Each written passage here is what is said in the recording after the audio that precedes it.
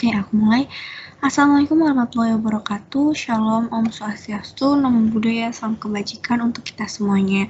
Selamat pagi Bapak Ibu dosen dan teman-teman sekalian. Apa kabarnya hari ini? Semoga semuanya sehat selalu ya.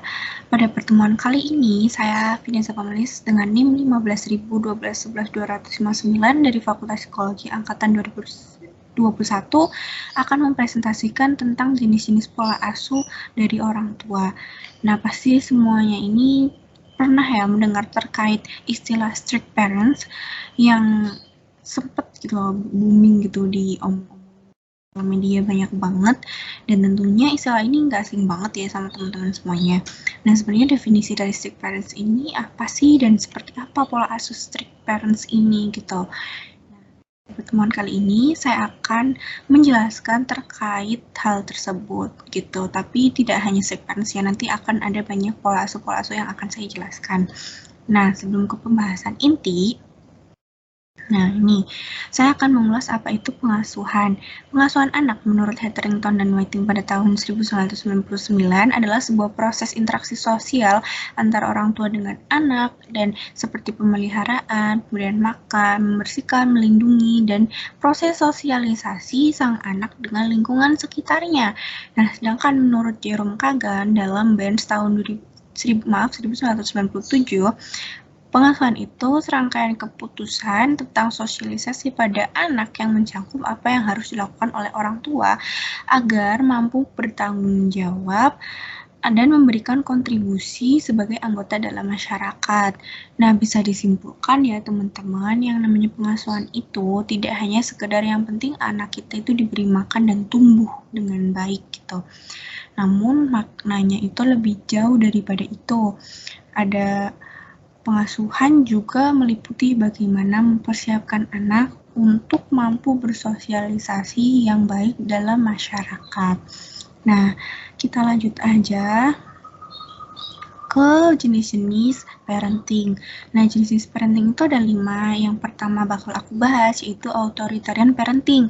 Jenis pengasuhan ini orang tua itu akan memberikan peraturan gitu tanpa penjelasan kepada anaknya, dan sang anak itu harus patuh dengan peraturan yang telah diberikan oleh orang tuanya. Nah, sang anak ini tidak boleh mengelak gitu atau membangkang terhadap aturan yang diberikan oleh orang tuanya. Contohnya seperti anaknya itu dilarang untuk pergi bersama teman-temannya tanpa alasan yang jelas, mengatur segala hal yang harus dilakukan anaknya seperti harus bersekolah di mana, harus memilih jurusan apa gitu, dan lain sebagainya. Nah, ini yang tadi aku sempat bilang di awal, strict parents itu biasanya menggunakan metode atau pola asuh authoritarian parenting ini. Nah, orang tua yang memiliki pola asuh ini umumnya itu menganggap bahwa apa yang diberikan oleh orang tuanya itu adalah hal yang terbaik gitu untuk anak-anaknya, padahal belum tentu itu semuanya benar ya teman-teman. Dan orang tua itu akan cenderung mengabaikan pendapat anaknya dan akan memberikan sanksi gitu, baik fisik maupun non fisik gitu kepada anaknya. Kalau misalkan anaknya itu melanggar peraturan yang telah diberikan oleh orang tuanya. Nah, anak yang tumbuh dengan pola asuh ini akan menjadi pribadi yang agresif, mudah untuk berbohong, dan biasanya itu tidak bahagia, tidak bisa menentukan pilihannya sendiri, selalu merasa tidak percaya diri, selalu membandingkan dirinya dengan orang lain, takut memulai hal baru, dan biasanya memiliki komunikasi yang kurang baik. Nah, kita lanjut ke pola asuh yang kedua, yaitu authoritative parenting.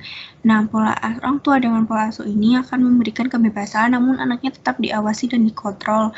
Dan ini sangat berbeda ya dengan authoritarian parenting. Namanya memang agak-agak sama, jadi mungkin orang-orang itu akan sering tertukar, contohnya kayak saya tadi. Nah, berbeda dengan authoritarian parenting itu, orang tua akan memberikan aturan kepada anaknya, namun aturan tersebut itu dijelaskan gitu, mengapa orang tua memberikan aturan tersebut. Contohnya itu kayak anaknya harus tidur di bawah jam 10 gitu, alasannya karena mungkin alasan kesehatan gitu, karena nggak baik ya tidur malam-malam gitu. Dan orang tua dengan pola asuh ini itu penuh kasih sayang terhadap anaknya dan akan membentuk lingkungan yang positif gitu kepada anak-anaknya, responsif, membebaskan anaknya untuk memberikan pendapat gitu, dan selalu mendukung apa yang dilakukan anaknya, selagi apa yang dilakukan anaknya itu adalah hal yang baik, hal yang positif gitu. Anak yang diasuh dengan pola asuh ini tumbuh menjadi anak yang bertanggung jawab, bahagia, memiliki tingkat komunikasi yang baik, dan mudah bergaul dengan lingkungannya. Oke, kita lanjut ke pola asuh yang ketiga, ada neglectful parenting. Kebalikan dari authoritarian parenting yang mana orang tua itu mengatur segala hal yang dilakukan oleh anaknya, tapi kalau pola asuh neglectful ini, mereka itu acuh tak acuh gitu, mereka nggak peduli terkait anaknya gitulah ya. Dan biasanya orang tua yang memiliki pola asuh ini itu orang tua yang sibuk banget sama kerjaannya, sehingga nggak ada waktu gitu ya buat ngurus anaknya gitu, melihat perkembangannya aja mungkin nggak ada waktu gitu. Dan anaknya itu nanti kedepannya akan tumbuh menjadi pribadi yang sulit untuk membangun hubungan sosial dengan orang lain gitu, sulit mengendalikan emosinya karena dari kecil itu memang nggak dibimbing dengan baik oleh orang tuanya.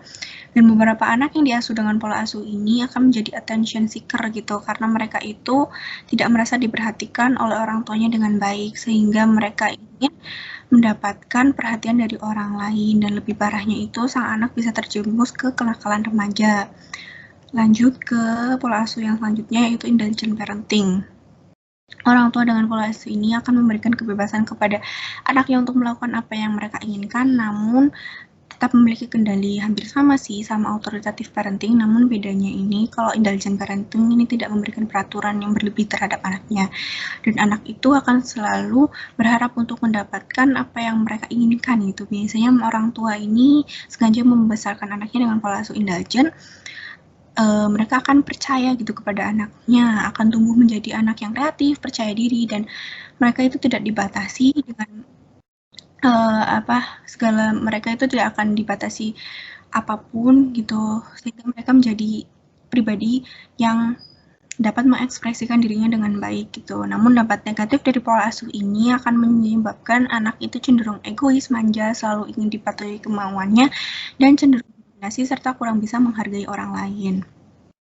Oke, selanjutnya ada permissive parenting, yaitu pola asuh ini hampir mirip dengan indulgent, namun pola asuh permisif ini tidak ada kendali dari orang tuanya terhadap sang anak.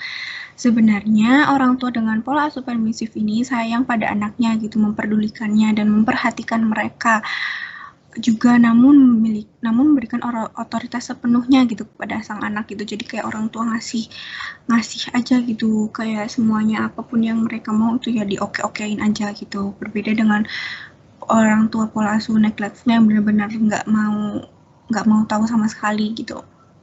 Orang tua dengan pola asuh permisif ini akan membebaskan anaknya sepenuhnya, tidak memiliki kontrol dan tidak memberikan sanksi atau hukuman kepada anaknya ketika anaknya itu berbuat salah.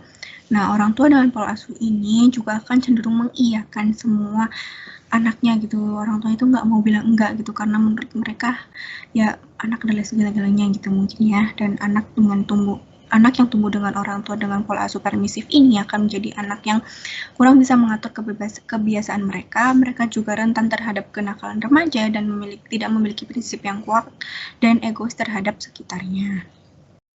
Nah, terakhir, jadilah orang tua yang bijak ketika memberikan pengasuhan kepada anak.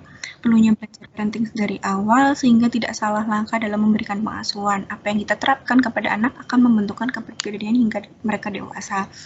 Nah, kesimpulannya juga apa sih kalau ada yang nanya pola asuh apa sih gitu yang paling cocok untuk diberikan kepada anak? Sebenarnya pola asuh ini lebih kondisional ya gitu. Jadi kalau misalkan anaknya macam-macam gitu kan, nggak mungkin kan kita selalu kasih semuanya gitu, kayak kita kasih pola asuh yang permisif gitu, yang mengiyakan semua anaknya, tapi anaknya itu membangkang sekali gitu.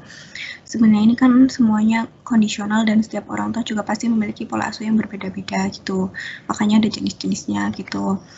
Nah, mungkin sekian dulu presentasi dari aku, kurang lebihnya mohon maaf karena segala yang sempurna itu hanya dimiliki oleh Allah. Saya cukupkan. Terima kasih. Wassalamualaikum warahmatullahi wabarakatuh. Selamat pagi.